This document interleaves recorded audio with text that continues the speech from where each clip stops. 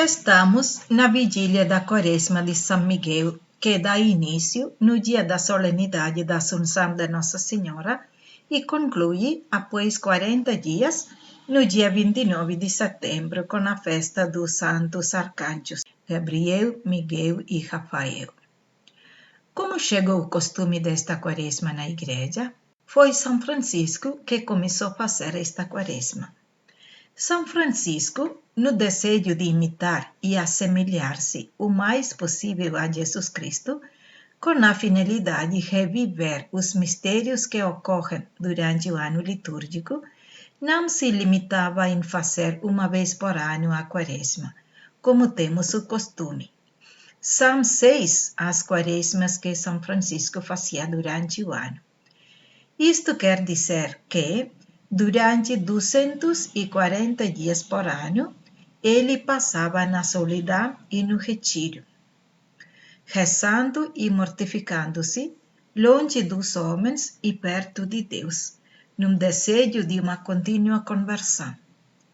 Ou seja, 2/3 do seu tempo na contemplação e somente 1/3 nos trabalhos apostólicos. Vamos ver neste vídeo quais eram estas Quaresmas, primeiro, e depois vamos aprofundar sobre a Quaresma de São Miguel. As várias Quaresmas de São Francisco de Assis. A primeira Quaresma era a Quaresma da Epifania, que começava no dia 7 de janeiro e durava até o dia 15 de fevereiro. Após da festa da Epifania até a preparação para a Páscoa, Francisco entrava na oração e na penitência, meditando assim os 2 polos do grande mistério da salvação, o Natal e a Páscoa. Dia 15 de fevereiro já iniciava a Quaresma, a quarta-feira de cinza. Diz o biógrafo Celano, ele meditava continuamente as palavras do Senhor, mas, sobretudo, a humildade da encarnação e a caridade da paixão, e dificilmente não conseguia pensar em outras coisas. 2 festas muito caras a São Francisco, o Natal e a Páscoa.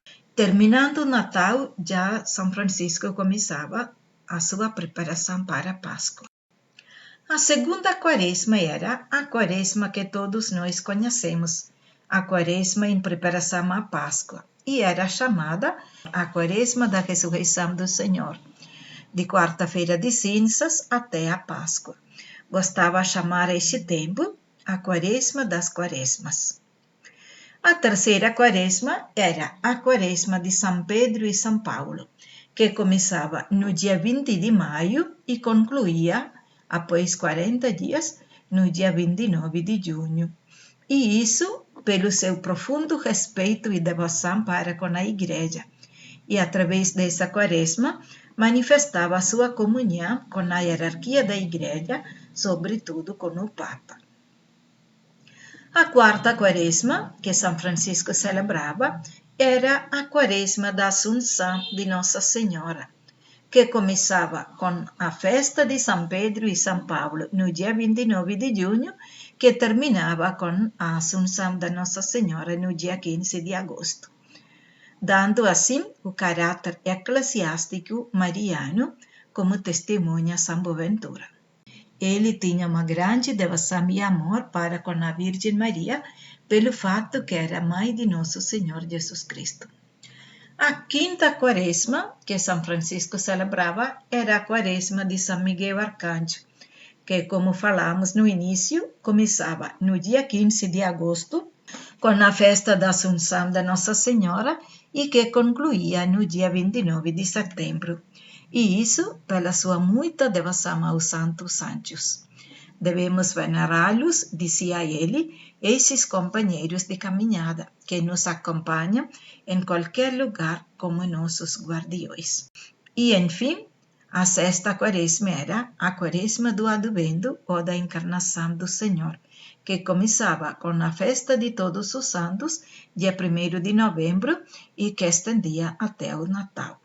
Então, praticamente, era melhor falar quando que São Francisco não fazia a Quaresma, né? de Natal até Epifania, não fazia a quaresma. E depois da festa de São Miguel, dia 29 de setembro, até dia 1º de novembro, que era fora da quaresma. O resto de tempo todo do ano, ele vivia na quaresma. 6 quaresmas por ano que ele fazia. Entre muitos outros episódios, vamos lembrar como uma vez São Francisco passou a quaresma das quaresmas na ilha do Lago Trasimeno, narra as fontes franciscanas assim, no livro de Fioretti, capítulo 7. Estando uma vez São Francisco, no dia do Carnaval, ao lado do Lago de Perusa, na casa de um seu devoto, com que tinha se hospedado, à noite foi inspirado por Deus que fosse fazer aquela quaresma numa ilha do lago. Por isso, São Francisco pediu a este seu devoto que, por amor de Cristo, o levasse com a sua barca a uma ilha do lago onde não morasse ninguém, e fizesse isso na noite do dia de cinzas, de modo que ninguém se desse conta. E ele, por amor da grande devoção que tinha por São Francisco, atendeu solicitamente ao seu pedido e o levou para a dita ilha. E São Francisco só levou consigo 2 pãezinhos. E quando chegou à ilha e o amigo estava partindo para voltar para casa, São Francisco pediu-lhe encarecidamente que não revelasse a ninguém como ele estava lá, e que não viesse buscá-lo a não ser na quinta-feira santa. E assim ele partiu e São Francisco ficou sozinho. E ali, não havendo habitação em que ficasse, entrou num bosque muito copado, no qual muitos espinheiros e arbustos se reuniam a modo de uma cabana ou de uma cova, e naquele lugar se pôs em oração e a contemplar as coisas celestiais. E esteve aí durante toda a quaresma, sem comer nem beber, a não ser a metade de um dos pãezinhos, como descobriu o seu devoto na quinta-feira santa, quando voltou a ele, o qual encontrou dos 2 pãezinhos 1,5, e a outra metade se acredita que São Francisco comeu por devoção ao jejum de Cristo bendito, que jejuou 40 dias e 40 noites sem tomar nenhum alimento material. E assim, com aquele meio pão, afastou de si o veneno da vanglória, a exemplo de Cristo, e jejuou 40 dias e 40 noites. Assim era o costume de São Francisco quando fazia estas quaresmas. Ele se afastava dos homens e das atividades deste mundo e procurava o silêncio e a solidão, fazendo suas quaresmas. Ele continuava vivendo em profunda comunhão com Deus, consigo mesmo e com as criaturas. Nada lhe impedia de amar e admirar todas as criaturas, de degustar o que é bom e o que é de belo do universo. Não queria possuir alguma coisa neste mundo, mas gozava livremente de todas. Livre de toda cupidez, estava em adequadas condições para ouvir a voz das criaturas, cercá-las de amor e elevá-las com Cristo, e por Cristo ao Pai. Por isso, São Francisco realizava suas quaresmas, escolhendo a verde das ervas e das flores, o canto dos pássaros, a vastidão dos horizontes, que facilitavam seu impulso contemplativo e revestem de cunho alegre seus jejuns e suas mortificações. Agora vamos ver o porquê da quaresma de São Miguel, e em seguida iremos ver como São Francisco viveu esta quaresma no ano de 2024, quando ele recebeu os sagrados estigmas. Primeiro vamos ver quem era São Miguel. Segundo os ensinamentos dos padres da Igreja, e também baseada da Sagrada Escritura, e como também várias revelações que os santos receberam, inclusive São Francisco, diz que, entre os anjos, o mais belo, o mais radiante dos anjos era Lúcifer. O nome mesmo vem da junção das palavras em latim, lux e ferro. Lux significa luz, ferro significa carregar. Ou seja, Lúcifer, aquele que é portador da luz, a estrela brilhante, a estrela da manhã. Ele era tão bonito e tão radiante e estava bem perto de Deus. E ele era o líder entre os anjos. Ele era inteligente, ele era belo, ele era poderoso. Tinha poder sobre os outros anjos, sendo ele o líder. Mas ele continua sendo uma criatura e Deus é o Criador. Porém, de repente, pelo seu orgulho e pela sua desobediência, ele caiu no precipício. O que aconteceu com ele? Deus, diante da queda do homem, da sua infidelidade, pensou de enviar o seu Filho, a segunda pessoa da Santíssima Trindade, para nos salvar. Para a vinda dele, precisava escolher uma mulher, uma virgem e imaculada desde nascimento para ser sua mãe. E esta decisão, Lúcifer não gostou. Ele não aceita que Deus se humilhasse e assumisse a condição humana. E pior ainda, escolher uma mulher e ainda ela sem pecado e continuar sendo virgem, coisa inacreditável e inaceitável para Lúcifer. Ele se revoltou contra Deus, assim como Adão e Eva não quiseram se submeter a Deus, reconhecendo sua natureza da criatura e Deus o Criador. Lúcifer também não quis submeter à vontade de Deus e se revoltou. Vocês lembram quando Jesus disse a Pedro, após a transfiguração, Jesus falou, vamos para Jerusalém. O Filho do Homem deve ser entregue nas mãos dos judeus. Ele vai ser perseguido, maltratado e deve morrer. Qual foi a reação de Pedro? Não, Senhor, não aconteça isso com você. Jesus logo lhe chama o quê? Satanás, vai longe de mim. Você não pensa igual como Deus. Todos os que pensam contrário à lógica de Deus é Satanás. Claro, depois Pedro entendeu a lógica de Deus e ele mesmo se doou, derramou sangue por causa do Mestre. Mas a mesma lógica vale para todos nós. Quantos de nós querem se alegrar doando a vida por causa do outro, ainda mais por causa do nosso inimigo? Ninguém quer morrer para dar a vida aos outros, e a lógica de Jesus é ao contrário, e não vice-versa. Em todos os tempos, o homem teve esta tentação. Não conseguir obedecer a Deus, querer ser igual a Deus, aliás, pretender que Deus faça tudo como o homem quer. O que aconteceu? E Lúcifer começou a revolta. Quando viu que Deus não obedece a Lúcifer e a sua lógica, começou uma grande luta no céu. Uma parte dos anjos se juntaram com ele e teve grande luta entre o mal e o bem.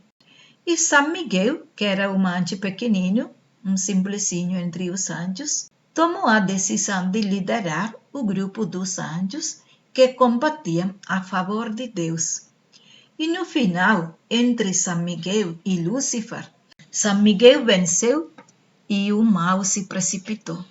Lúcifer e seus aliados caíram até o inferno. A partir de então, todos os homens que se revoltam contra Deus se tornam aliados deste Lúcifer.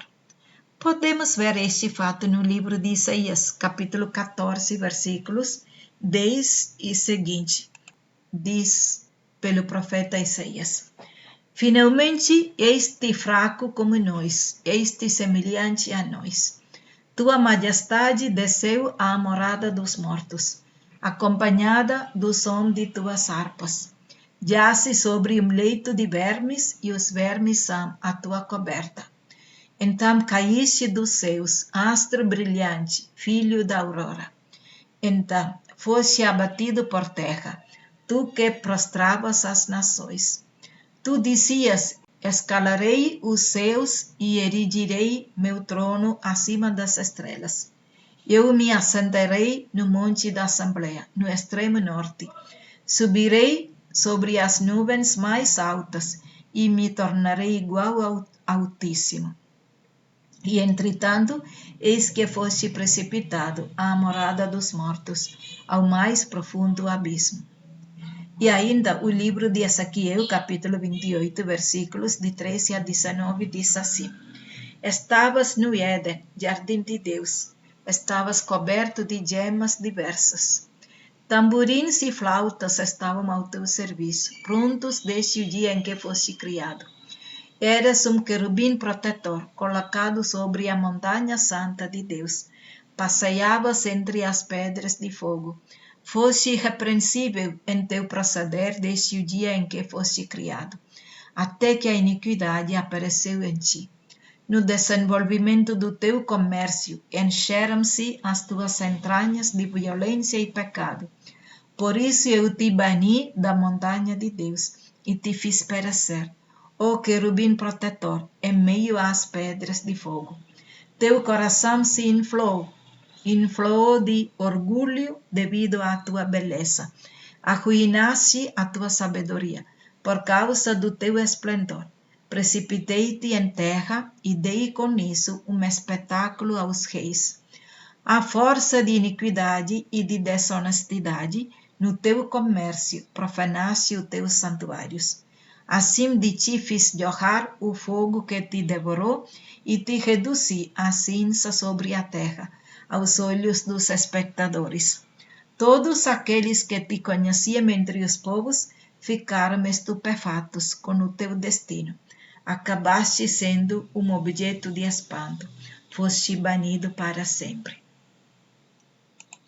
Aqui, na verdade, fala dos reis de Babilônia, de Tiro, mas todos os que são aliados com Lúcifer têm a mesma linguagem, mesmo destino. Desde pequenos, quando ouvimos falar do inferno, temos na mente a imagem do fogo, dos vermes, etc. E vemos exatamente desses textos. E sabemos que o fogo ou o inferno não é um lugar físico, um lugar como espaço, mas é uma situação, é a experiência de estar longe de Deus, distante de Deus, a experiência de viver sem Deus.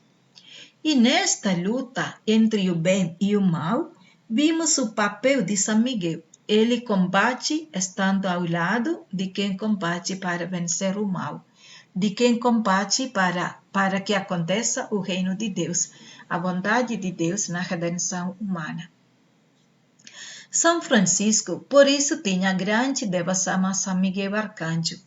Ele, durante sua vida, muitas vezes combateu contra Satanás. Quando ele ia para rezar, fazer jejum e silêncio, Satanás ia perturbá-lo e ele vencia esses inimigos com a ajuda de São Miguel. E ainda mais, como São Francisco tinha grande devoção a Nossa Senhora, isso também era motivo para Lúcifer ter mais raiva com São Francisco. Isso pode acontecer com cada um de nós. Quanto mais somos de Deus e da Nossa Senhora, precisamos combater contra o mal e sozinhos não podemos vencer. Precisamos da ajuda de São Miguel e de todos os santos. E agora vamos com São Francisco para o Monte Alverne, uma montanha de Itália, onde São Francisco fez uma desta quaresma no ano de 1224. O que aconteceu neste ano com São Francisco? Já no caminho, subindo para o monte, São Francisco, noite toda, combatia contra Satanás. Chegando lá, ele deixou seus confrades além das pontes e foi fazer a quaresma sozinho. Vários dias o Satanás tentava Francisco. Num outro vídeo nós falamos sobre isso, sobre a experiência de São Francisco no Monte Alverne, que podemos assistir para aprofundar esta experiência. E lá tinha um falcão e toda madrugada ele ia acordar São Francisco para ele rezar as orações da manhã com seu canto. E alguma vez o falcão percebia que São Francisco estava cansado, e então ele não o chamava, deixava descansar mais tempo. Um dia, perto da festa de Santa Cruz, Jesus apareceu a São Francisco e lhe falou de pedir 2 graças. E São Francisco lhe responde: quero sentir no meu coração todo o amor com que Jesus amou Deus Pai e cada criatura. E a segunda graça que ele pediu, sentir no seu corpo e na sua alma toda a paixão, todo o sofrimento que Jesus passou na cruz, ele também sentir. Como resposta a esses 2 pedidos, São Francisco recebeu a visita do anjo serafim. Vocês sabem quem são os anjos serafins? São aqueles anjos que estão mais perto de Deus, os que estão ao redor do trono de Deus Altíssimo, que se queimam de amor, inflamados de amor por Deus, e por isso são chamados serafins. E geralmente são representados com 6 asas, como podemos ver, por exemplo, no livro de Isaías, capítulo 6. Um par para voar, um par para cobrir o rosto, em sinal de humildade a Deus, e o outro para cobrir os pés. E São Francisco é chamado como seráfico pai, exatamente porque ele recebeu de Jesus crucificado e do anjo serafim esta graça, inflamado de amor por Deus e por cada criatura. E vamos ver como foi esta visita do anjo serafim. São Francisco, durante a sua oração, de repente teve uma visão. Ele viu descer do alto do céu um anjo serafim de 6 asas flamejantes em forma crucificado, mãos e pés estendidos e atados a uma cruz, o qual, num rápido voo, chegou perto do lugar onde estava São Francisco. E 2 das asas do anjo estavam elevadas por cima de sua cabeça. 2 outras estavam abertas para o voo. As 2 últimas cobriam-lhe o corpo. E teve muito tempo de conversa entre São Francisco e o serafim, alado e crucificado. Logo começaram, com efeito, a aparecer em suas mãos e seus pés as marcas dos cravos. Assim, São Francisco é chamado seráfico pai São Francisco. E isso exatamente porque, a partir desta visão, São Francisco inflamava de amor por Jesus. E ele recebeu a graça de amar a todos, como Jesus amou, e sofrer no seu corpo e na sua alma toda a dor que Jesus sofreu por causa de nós, recebendo naquele dia os sagrados estigmas. Assim, ele é chamado outro Cristo. No outro vídeo eu falei dos milagres acontecidos a partir dos sagrados estigmas de São Francisco, que vocês podem assistir depois. E em seguida, a um dos frades, Frei Pacífico, foi revelado numa visão que São Francisco ocuparia o lugar perdido por Lúcifer no céu. Narram as fontes franciscanas assim. Ao amanhecer, quando voltou o irmão Pacífico, o bem-aventurado Francisco estava em oração ante o altar. O irmão Pacífico o esperou fora do coro, rezando também ante o crucifixo. Começando sua oração, foi elevado e arrebatado ao céu, se com o corpo ou fora do corpo, só Deus o sabe. E viu no céu muitos tronos, e entre os quais sobressaía um mais alto, mais glorioso, mais resplendente que os demais, e recamado de toda classe de pedras preciosas. Cativado por sua singular beleza, começou a pensar dentro de si de quem seria aquele local. E no instante, Frei Pacífico ouviu uma voz que lhe dizia: este trono foi de Lúcifer, e em seu lugar se sentará nele o humilde Francisco. Enquanto saía do êxtase, o bem-aventurado Francisco saiu fora e se aproximou dele. O irmão Pacífico, com os braços cruzados no peito, se arrojou aos pés de Francisco e, considerando-o já sentado no trono que havia visto no céu, soluçava: Pai, tem piedade de mim, e pede ao Senhor que se compadeça de mim e me perdoe os pecados. Então, meus irmãos e irmãs, celebrar a Quaresma de São Miguel significa não simplesmente rezar uma novena de São Miguel ou uma oração para 40 dias, mas retirar-se no silêncio e na solidão e perguntar consigo mesmo.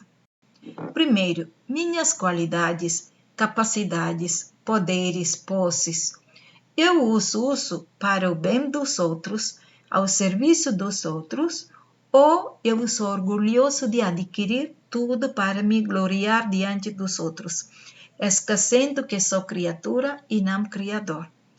E tudo o que tenho, Deus me deu, e não são meus, e se Deus me deu, é para o bem dos outros? Tenho a humildade e a obediência diante de Deus e dos meus irmãos? Ou me sinto onipotente e acima dos outros? Estou ao lado de Lúcifer ou de São Miguel Arcanjo? Estou aqui para combater contra o mal ou para combater contra o bem que alguém realiza?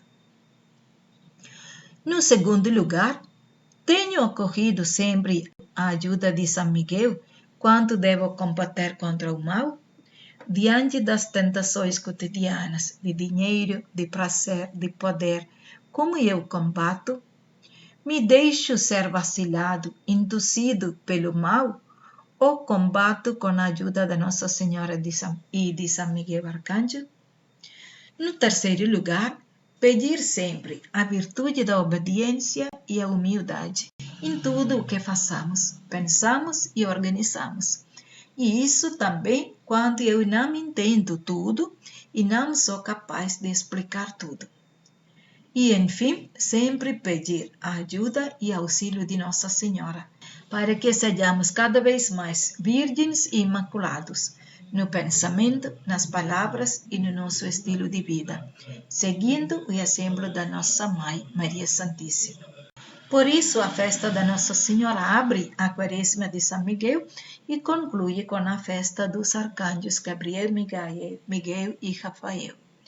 Pois bem, vamos nós também nesta Quaresma procurar um pouco mais o silêncio e a solidão, que não seja uma fuga das nossas responsabilidades, mas para experimentarmos os sabores celestes e enxergarmos melhor a beleza e o equilíbrio que estão contidos no mistério da criação.